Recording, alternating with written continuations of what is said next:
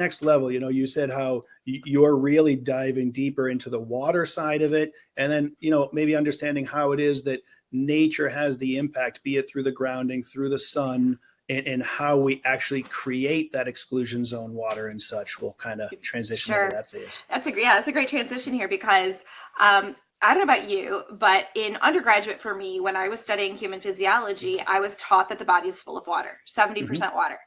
Yeah. And that the cells were full of this water as well. And I was never taught anything about what that water did.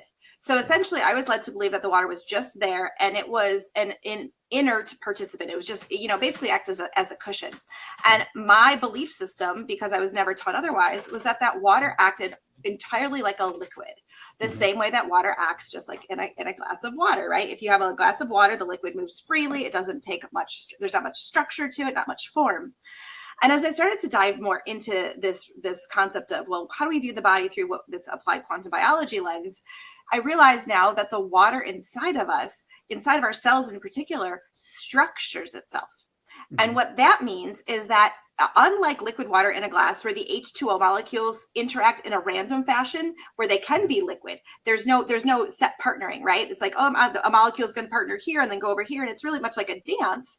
And that helps the water molecules maintain fluidity. Inside of our cells, the water molecules actually organize themselves in a very ordered way. In fact, it's been compared to the same way that crystals organize their atoms together into like lattices, if you will, except we're not obviously solid like a crystal. We still maintain fluidity. And that is what I experienced during massage therapy, where you could hold an area that felt really adhered and stuck and knotted, and you could feel that softening. And that softening felt to me like a gel. Well, it turns out that the water, both that you could feel in that sense, but also all the way deep inside of our cells, is in a gelled state. And so the water molecules arrange themselves in a very structured way that give the water special properties, including a new consistency, which is a gel-like consistency that Dr. Gerald Pollack has termed the fourth phase of water. And so this fourth phase of water is not just there. It's an active participant, if you will, in cellular physiology and cellular health. And the key thing that really moved the needle a ton in my knowledge with this, and also my empowerment in terms of how to support my health, was when I realized that water has a negative charge to it. So unlike liquid water in a glass, where all the protons and electrons add up to cancel each other out, essentially it's neutral in charge. In this structured fourth phase of water inside of the cells that Dr. Pollack calls exclusion zone, or EZ water, this EZ water is negatively charged.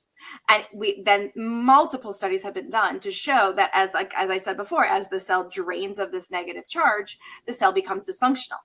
One of the first things that happens is you get what's called a Warburg physiology. And that Warburg metabolism, it puts a lot of acid into the cell, right? And so again, it drains the cell of charge.